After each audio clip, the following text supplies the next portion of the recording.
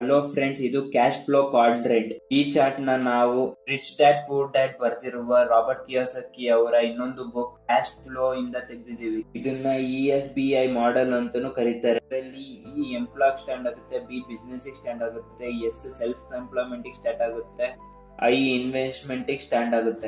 ಇದರಲ್ಲಿ E ಮತ್ತೆ S ನೋಡ್ತಾ ಇದೀರಲ್ಲ, ಎಂಪ್ಲಾಯ್ಮೆಂಟ್ ಮತ್ತೆ ಸೆಲ್ಫ್ ಎಂಪ್ಲಾಯ್ಮೆಂಟ್ ಅವರು ಇವತ್ತಿನ 90% ಜನ ಈ ಕ್ವಾಡ್ರೆಂಟ್ ಅಲ್ಲಿ ಬರ್ತಾರೆ. ಅಂದ್ರೆ ಜಗತ್ತಲ್ಲಿ 90% ಜನ ಎಂಪ್ಲಾಯರ್ಸ್ ಇದ್ದಾರೆ. ಆದ್ರೆ ಬಾಕಿ 10% ಇದಾರಲ್ಲ, ಅವರು ಇನ್ವೆಸ್ಟರ್ ಮತ್ತೆ ಬಿಸ್ನೆಸ್ ಮ್ಯಾನ್ಗಳಾಗಿರ್ತಾರೆ. ಆದ್ರೆ ಮನಿ ವೆಲ್ತ್ ಬಿಲ್ಡಿಂಗ್ ಅಲ್ಲಿ ಉಲ್ಟಾ ಆಗುತ್ತೆ. ಯಾವಾಗ್ಲೂ 10% ಪಾಪ್ಯುಲೇಷನ್ 90% ವೆಲ್ತ್ ನ ಹೋಲ್ಡ್ ಮಾಡಿದ್ದಾರೆ, ಮತ್ತೆ 90% ಪಾಪ್ಯುಲೇಷನ್ ಅವರು 10% ಹೆಲ್ತ್ ನ ಹೋಲ್ಡ್ ಮಾಡಿದ್ದಾರೆ. ಸೊ ಇದು ಇಂಪಾರ್ಟೆಂಟ್ ಅಲ್ಲ, ನೀವು ಯಾವ ಪೊಸಿಷನ್ ಅಲ್ಲಿ ಈಗ ಇದ್ದೀರಾ ಅಂತ. ಬುಕ್ ನಿಮಗೆ ಮನಿ ಮೈಂಡ್ ಸೆಟ್ ಹೇಗೆ ವರ್ಕ್ ಆಗುತ್ತೆ ಮತ್ತೆ ಮನಿ ಹೇಗೆ ವರ್ಕ್ ಆಗುತ್ತೆ ಅಂತ ತಿಳಿಸ್ಕೊಡುತ್ತೆ. ನೀವು ಎಂಪ್ಲಾಯ್ ಆಗಿದ್ರು ಕೂಡ ನೀವು ಇನ್ವೆಸ್ಟ್ ಮಾಡಿ ನಿಮ್ಮ ಮನಿನ ಗ್ರೋ ಮಾಡ್ಕೊಬಹುದು. ನಿಮ್ಮ ಕೆಲಸದ ಜೊತೆ ನೀವು ಇನ್ವೆಸ್ಟರ್ ಕೂಡ ಆಗ್ಬೋದು, ಮತ್ತೆ ನಿಮ್ಮ ವೆಲ್ತ್ ನ ಗ್ರೋ ಮಾಡಿ ನೀವು ಬೇಗ ಫೈನಾನ್ಷಿಯಲ್ ಫ್ರೀಡಮ್ ನ ಅಚೀವ್ ಮಾಡಬಹುದು.